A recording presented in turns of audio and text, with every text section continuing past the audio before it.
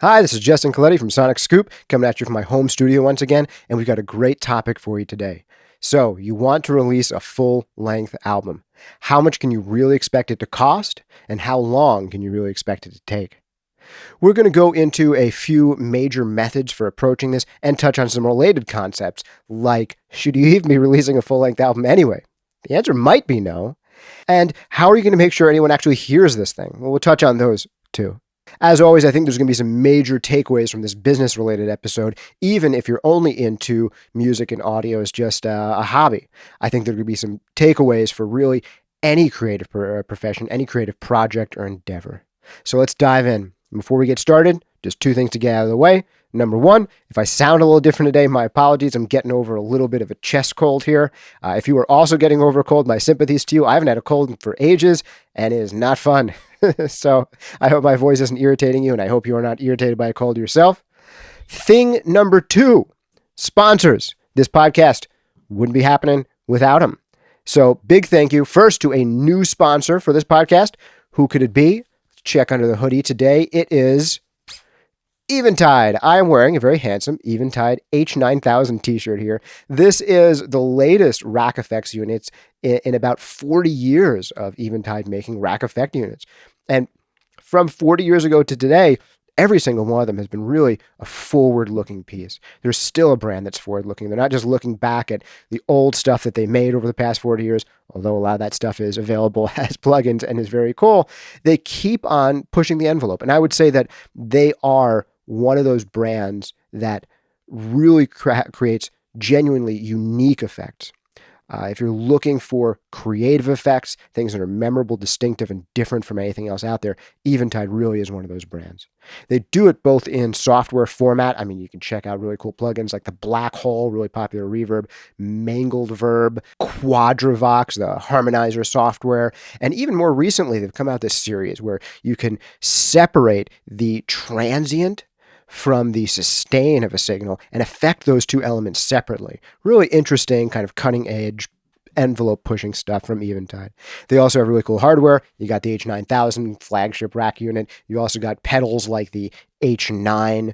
You've got really fun stuff for other rack formats like 500 series and Euro rack. So really cool stuff. Super psyched to have Eventide on sponsoring. Thank you guys. Speaking of really cool, creative, distinctive plugins, Sound Toys back sponsoring the podcast once again. Little known fact, the guys who were some of the key designers for Eventide became some of the key designers for Sound Toys. So it's no surprise that these are two of the most, I would say, distinctive and unusual, unlike any other software effect brands out there. Really fun, creative stuff. Of course, they're two completely separate brands. Now, I've actually written a couple of articles about the history of both of these manufacturers, and really fascinating stuff if you want to nerd out about the history of audio effects and how they came to be the way they are today. I really think these are two crucial brands in that story. Eventide from the hardware effects and digital, and Sound Toys, and really setting a template for plugin companies, being one of the earlier ones to really make a mark and be used by a lot of professionals in the field. Last, certainly not least, thanks again to Novation for sponsoring this podcast. You know you've got to have a MIDI controller. Every studio's got to have one. Check out the SL series if you're interested in that. Semi-weighted keys. Really fantastic design with tons of rotary encoders and faders to control your DAW. If you're into more electronic music production, you can check out their Launch Pad and Launch Key series, or some really fun synths like the Peak Synthesizer or the Bass Station. A lot of fun stuff. So thanks again to our sponsors for this podcast. Let's dive right into today's topic. So that first question that I promised we'd get to, should you even be making a full-length album at all? And my answer to that is maybe. I think a lot of artists start there, right? We all think the full-length album, they're sexy, they're what we grew up on. If we are artists and musicians, chances are we grew up really loving full-length albums from our favorite artists. You know, everybody else, those non-creative people, they like the singles, but we like the deep cuts, man, right? We know every word to, track 17 on our, favorite artists' records. So when it comes to doing a full-length album, I would say that you don't want to do one just because you've always wanted to do one. Work your way up to that. You really should only be releasing a full-length album if you have fans out there already who are addicted to hearing music from you and want more. If you have people who are loving hearing 5 minutes from you, 10 minutes from you, and 15 minutes from you, now it's time to think about giving them more. Starting out your career with a full-length album is often, it's a recipe. I don't want to say it's a recipe for failure, but you're not setting yourself up for success in the same way as an artist who takes it a little bit at a time and tries one single, maybe puts out another track, maybe does some live streaming videos, maybe does some collaborations, and starts building this fan base, starts building some traction that they can then release that full-length album to. Let's face it, there's more albums than ever before.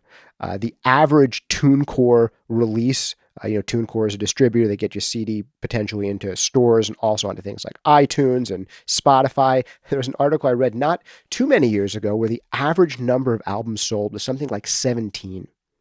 So you don't want to put your blood, sweat, and tears into something just to feel like you're screaming into the void.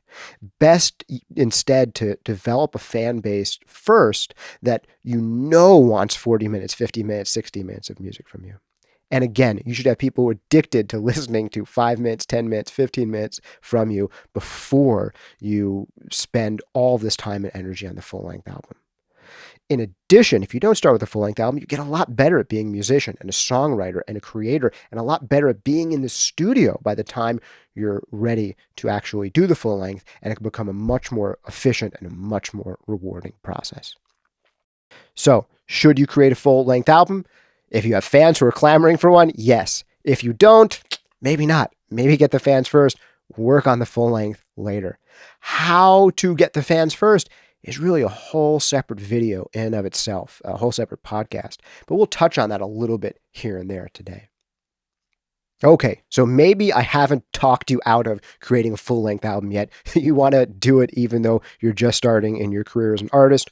Or maybe you already have a little bit of established career and now you're looking forward to going deeper and engaging even more deeply and even greater length with some of your fans. It's fantastic. So how much can you really expect this to cost? How long can you really expect it to take?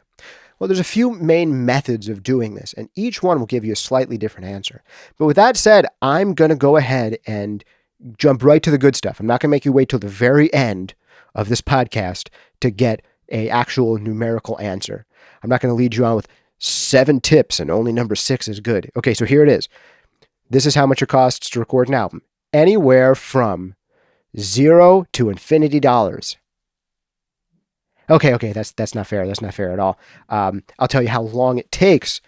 Anywhere from as long as the album is, so 40 minutes, to never. You work on until the day you die and it never gets done and it never comes out. I think both of those things actually happened to Guns N' Roses, if I remember, Chinese Democracy. Actually, that eventually did come out. But seriously, though, we can get into at least some rough figures that crop up again and again. And so, this isn't just from me. This is from studying countless releases, my Behind the Release series, trying to find this information for major releases, and then also interviewing major producers and engineers and asking them for their targets. How much would you recommend a new artist spending on a release where they don't want to be too compromising? So I would say that in the past, in the heyday of recorded music, it would probably cost anywhere for like a major label release or big indie release, or rare back then, but a ambitious self-release. It might have cost from a low of $30,000 to a high of $1 million or more to record an album and get it out there. Today, I would say it's less expensive on the low end. On the high end, it can be as expensive. Who knows what Kanye and Jay-Z and some other people are spending. But at the low end, I would say an ambitious release where you're not compromising too much could be as low as $10,000 and then go up from there. And I would say the higher end budgets aren't as high end as they were back in the days of Michael Jackson and Nirvana and all that topping the charts, when there was both more revenue and higher real costs to record. So I'm not going to say that 10,000 is a minimum number, but it's a number that comes up again and again. And it's a number where if you walk through some likely scenarios for how long it's going to take, if you're working with professionals, I think it's a good target number. That said, $5,000, if you're just doing this for the first time and you're doing some of the work yourself, or you're doing it in a more cost-effective or quick way, that number could work as well. And for certain types of projects, the potential number could be even lower.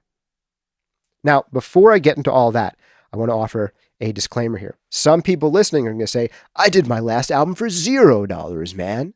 And my answer to that is, did you really though? Are you really factoring in something that's very essential called opportunity cost? And this is an important concept in economics. It means, what else could you have been doing with that time? Assuming that your primary focus is being an artist and you have a day job and you're not a professional musician as of yet, and let's say you spent tons of time buying some gear. First of all, how much did you spend on that? You got to factor that in. And then buying probably more gear than you need, and then recording some stuff and then saying the gear is not good enough. And then you buy more gear, even when that's not really the only problem. Maybe the room is a significant problem. Your experience is a significant problem. So you start working on the experience end. Maybe you start building some acoustic panels. You're doing that cheaply. And then you're spending countless hours. You're spending 10 hours a week, 20 hours a week, more working with these tools, figuring out how to get the most out of them. And let's say you're spending 10 or 20 hours a week, week after week. What else could you have been doing with that time? I mean, even if you're making like minimum wage area dollars, let's say barista money, you're making $15 an hour. If you spend 500 or 1,000 hours in a year figuring out how to use all these tools, instead of, say, earning that money and then using that money to work with someone who's more professional, how much did you throw away? You can think of the concept of opportunity cost this way. What if I told you could get a job that would take 9 months of training and then you'd get $75,000 a year after that? Or you could get a job that takes 8 years of training and then pays $85,000. Does the $85,000 job really pay more than the $75,000 job? Arguably, not really. I mean, right, the person who took the 9 months of training and got $75,000, they have 7+ years of earning that the person making $85,000 doesn't have.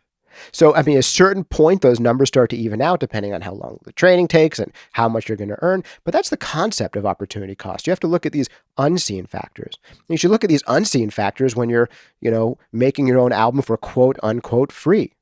If you're spending 500, 1,000 hours in a year learning all this gear, focusing on the audio side, and let's say you're making barista money of $15 an hour, I mean, that's what, $7,500, $15,000 per year that you're essentially spending in your hourly value, where you could instead be making that money and then going to some professional who you're going to collaborate with. I mean, is it necessarily more cost effective? And forget it if you're, working a more professional job, so you're making $40 an hour or more. It doesn't take long before that calculation tilts in the favor of, is it really free if instead of going out and earning more money and then spending that to work at the highest level in my craft in a very efficient way, if instead you are spending all this time learning the audio side? Now, of course, if you want to get into the audio side, if you're interested in becoming a specialist yourself, maybe doing a lot of this work yourself is, a beneficial thing. If you want to move more towards being a technician or a producer and less towards being an artist, then spending all this countless time on recording yourself for quote unquote free might be valuable. But even then, if that is your goal, I'd still say that collaborating with others at some point in the album process is not only probably going to get you better results, but it's going to help you grow more as a creator. I mean, I really have to say, throughout my life, collaboration, getting with others, getting the feedback of someone who's better at their craft than I am, that's been huge in helping me progress. That can be scary because sometimes when you're working with people who are better than you in some ways, it's a little intimidating. You have to check your ego a little bit, and you have to let that take a back seat, and you have to say, I don't know everything. I'm not great at everything yet. And people in music can also often have ego problems. So that can be an issue, but it's really wonderful for you to work with someone who can help you develop even more and help the process become even more efficient. And another big question is, are the results good? Are you really satisfied with the quality that you're getting working by yourself? The answer to that may be yes. It may be a good first step in the process.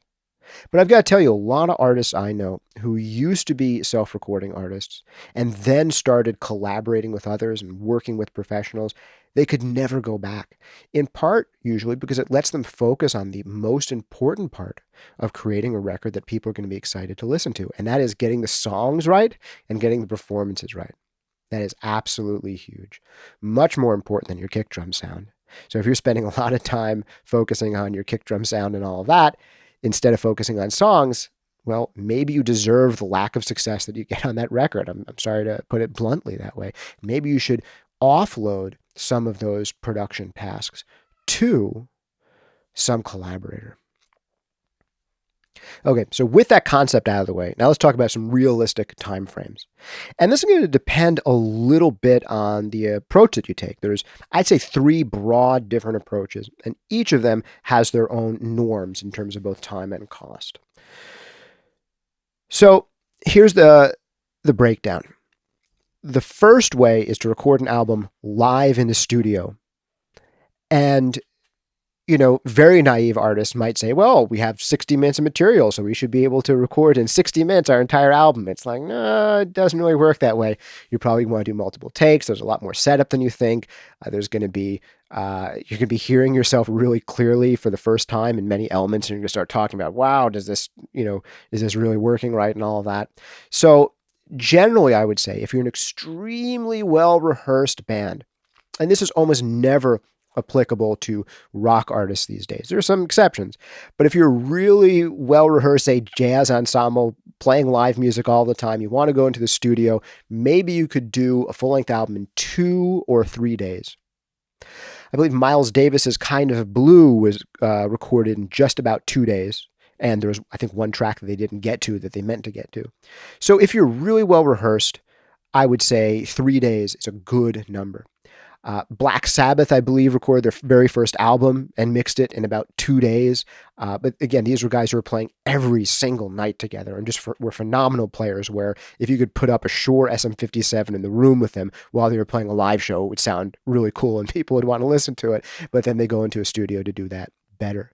When they did their next album, I believe it was Paranoid right after that. Again, it was just a handful of days in the studio recording and then, a handful of days mixing. So if you're really looking for live 0 overdubs, you could say maybe do 2 or 3 days, a full-length album without really feeling like you're compromising. A few overdubs, maybe a little longer than that. Maybe you're getting closer to a week. So that's the live band situation. And again, this is for people who are probably already pro musicians who are playing together constantly, have their songs 100% worked out, monster players. Unless this is you, I don't think it's the best approach. It's also not relevant to a lot of modern styles of music that are a lot more production focused. A lot of the sounds of records that rock and pop and country and R&B and hip hop artists come up really loving are records that have a little bit more in-depth production that can't really be done in a 100% live setting. So the next and probably most common approach is the step-by-step approach. And this is usually, let's take the context of a rock band. Maybe you're recording basics together. It could be drums and bass, or the whole band's recording together, but you're just looking to get keeper drum takes or keeper drum and bass takes. And then you're doing maybe more overdubs. Maybe you're trying to keep as much as possible, but you're still planning on doing overdubs, adding things, really producing the thing a bit more. And you're doing it layer by layer, where you have some days where you're really focusing on rhythm section, days where you're focusing on guitars and keys, days where you're focusing on vocals and leads and other parts of the arrangement.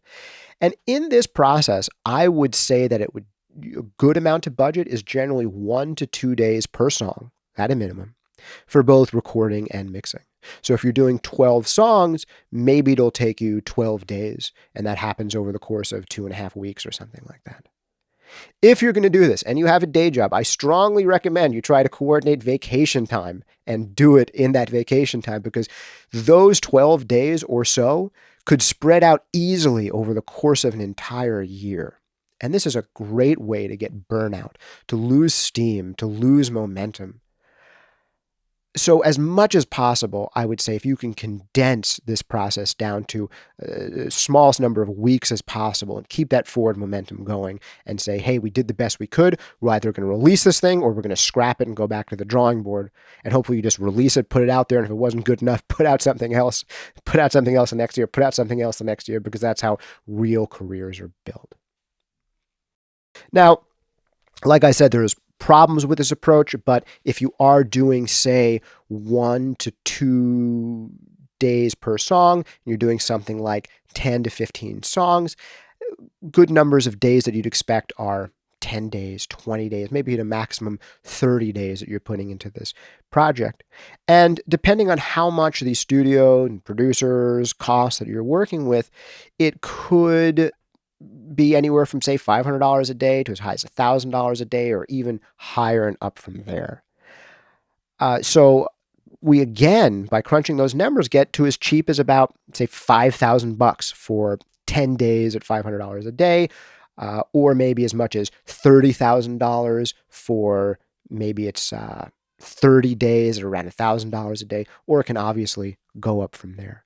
But again, we're hitting those similar thresholds I mentioned at the beginning, where $5,000 or $10,000 is a fairly good starting point for a full length. Now I'm going to save for last my favorite broad method, which is the way that record making used to work back in the day when records first became a thing. When vinyl records first came out, it was not full-length albums. At first, vinyl record releases were singles. Really, you had on one side enough room for one song, fairly short song too. The other side, you had enough room for another song, fairly short song. You'd put that out. People would hope to buy maybe a new single every week if they really liked records. And it wasn't until, I believe, the 40s or the 50s, maybe Bing Crosby had one of the earlier albums where he had a Christmas album that was literally like an album, like an old photo album, filled with singles of, say, Christmas songs. And that's what an album was. It was literally an album of these singles. After a while, the album became a kind of more important format, and that became the main driver of sales in the music industry. And you'd have obviously a big 12-inch record, or later a CD that would have 40, 60 minutes of music crammed onto it. But that's a relatively late invention. Early on, a lot of artists were releasing one song at a time. And maybe in this digital age, you should think about doing the same thing. In the last approach we talked about, where you're kind of building an album brick by brick, one of the problems that you're going to run into, especially if you're not a full-time artist, is fitting all of this in around your work schedule and your life schedule. And like I said, it can drag out over the course of a year. A year later, you finally have the album out. You're worn out in these songs. You're worn out in each other as a band. And now you're finally supposed to go start promoting the thing? I mean, that's a tall order. What if instead you made a deal with yourself and you said, I'm going to release one song every month for the next 12 months? Well, I don't think you'd actually spend any less money necessarily.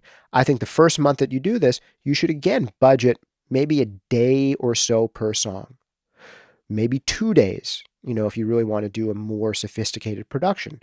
So 1 or 2 days per song at a studio rate of, say, $500 to $1,000, not the super high end.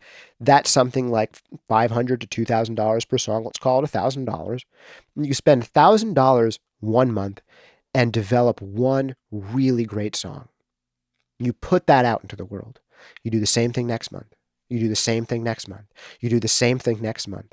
And each month you have something to show for it. Each month you're getting forward momentum. And each month you have something to put out there on social media, or say to give to your patrons if you're using like a Patreon kind of thing, or doing a Kickstarter kind of thing, where you are having people following you. You actually have something to give them. You're not constantly telling them to wait. You're putting out new work again and again and again. And one of the beautiful things about this approach is it can help you build a fan base if you don't have one yet. Pretty much none of us really start with a fan base. And there's two ways to grow them. It's either by word of mouth and getting out there, which means releasing stuff, collaborating with others, playing a lot of shows, getting in front of real people. Or you can potentially try to get in sideways by landing that record deal and having their publicity machine help you get your work out there. But that's less and less the way of the world these days. Sure, that approach happens and works sometimes, but generally most labels are looking for an artist who's bringing a lot to the table themselves, not just in terms of being able to maybe produce some of this work in advance, but in terms of having an actual audience that they can help service. And a great way to grow an audience is to actually have music that's out that they can hear. And this is a way that you can do that. You can actually put out music that people are going to hear instead of waiting and waiting and waiting and telling them to wait. So could you sacrifice one weekend a month for your career to put out one song per month? I think that this strategy is a great one, especially for the digital age, where people are expecting a constant stream of creation and they're getting interested in artists and involved with artists on a day-to-day basis and really following their lives and expecting constant engagement from them. It's great for the kind of era that we live in right now. Now, that is not the only way to build an audience. Building an audience is, again, a separate podcast in of itself. But that's something to think about. If you're going to go through the process of making a full-length album, please have people who are going to listen to it before you embark on making it. Maybe some people will disagree with me on this, but I've just seen too many artists do it the other way around and not be happy with the results, get burned out, and honestly waste time and talent. I've seen brilliant songwriters who could have been essentially fizzle out before they get started by taking an approach that doesn't make sense for them. So please consider these things and try to adapt them into your own life. And just so you know, it's not just me coming up with these numbers. In addition to an article where I really go deep on this, it's called How Long Is This Going to Take? The Time and Cost of Recording a Full-Length Album. I also have an article that's just a case study of one of my favorite bands when I was a teenager, Nirvana, where I studied how much it cost to record each and every one of their albums and what the approach was and how long it took. And they made a great case study because they did their first album very cheaply. And then they did their next one more expensively, and then they did the third one in yet another way. And it's really a great way to look at some of the ways that artists who play live music can go about producing their work. But another article I did where I really go into some numbers here is called, now link to this in the show notes as well, Producers Weigh In on Kickstarter and Crowdfunding Recording Budgets. So I asked a half dozen or so producers and engineers for their numbers on how much you think you should get in order to work on a initial release. So one of the folks I asked, Nadeem Isa, who at that point had a studio in Brooklyn that was pretty inexpensive one, he said for a full-length album, I'd shoot for at least $5,000 and up to $20,000. So again, similar numbers to what I came up with here. He said if the artist has a significant built-in audience, then certainly the number can be much higher than either of those. Maybe $5,000 for every week spent working on the album is an appropriate rule of thumb. And he had fairly inexpensive studio, but those are the numbers he came to, and I think that they are a good entry point.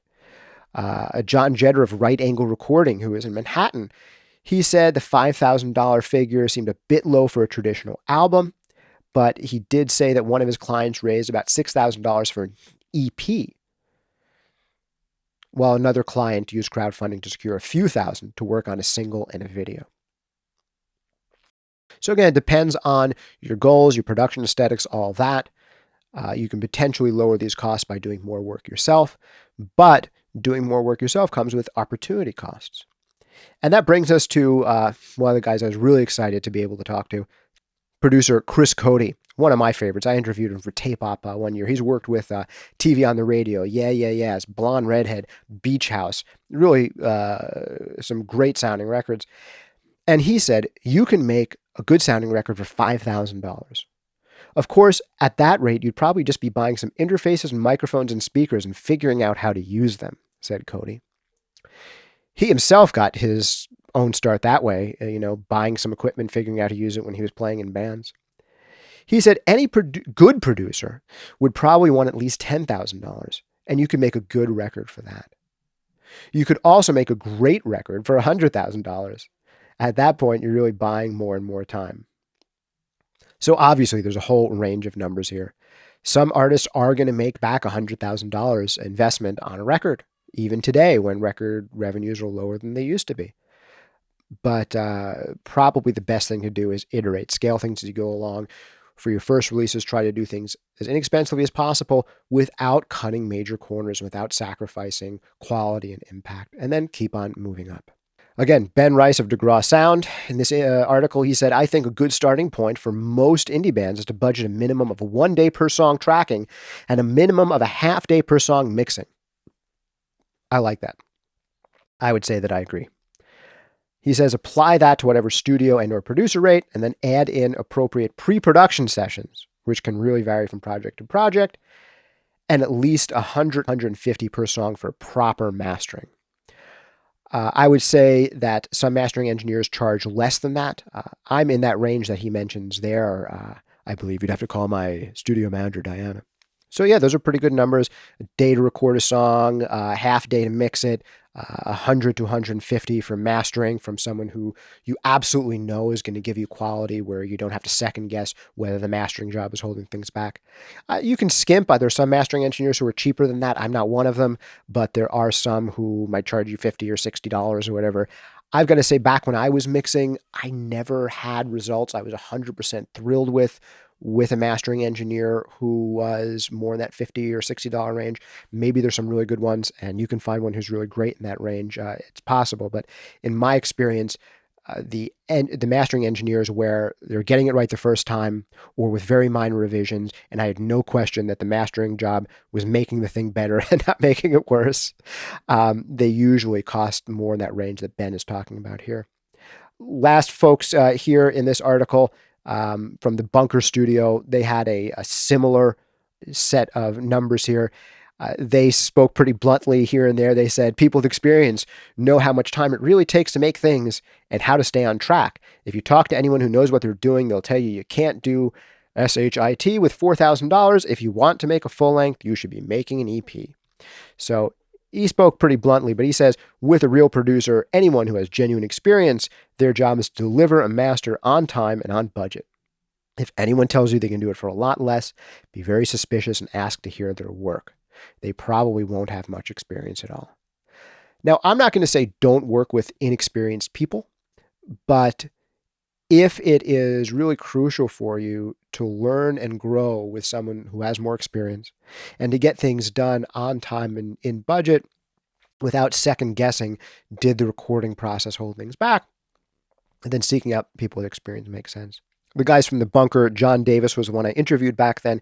He also mentioned setting money aside in your budget to work with PR companies. He said online PR and marketing is its own little cottage industry right now. Sometimes people talk about how it's amazing that this little band is blowing up on Pitchfork, but they don't realize that little band has one of the biggest promotion agencies in the world backing it up. I would add that making the band seem little is part of the work that the big promotion agencies do. There are certain companies who are good at making bands blow up online, he adds. Of course, that's not going to work for everyone because those agencies have to think you're capable of being blown up too. But a good producer might say, well, okay, it'll take $12,000 to produce, and then maybe it's 4 months of online PR for $8,000, so you can need $20,000 total. And then we have to think about whether we'll be pressing them up on vinyl or a CD or whatever, and whether that's a cost that we have to think about covering as well. So we could go a lot deeper into that idea of promotion and how much should you be spending on promotion? Is that money that'll pay itself back? I would say that at the beginning stage for most artists, I wouldn't expect the publicist to do everything for you. As a general rule of thumb, I'd say that as a new artist, the publicists are really going to amplify what you're already doing yourself. Well, I hope this gives you a good basic overview of how long it's going to take and how much it's going to cost to make a full-length album. And I hope I've scared some of you away from even thinking about making a full-length album at all. You don't necessarily have to start there. Starting elsewhere may be an even better bet.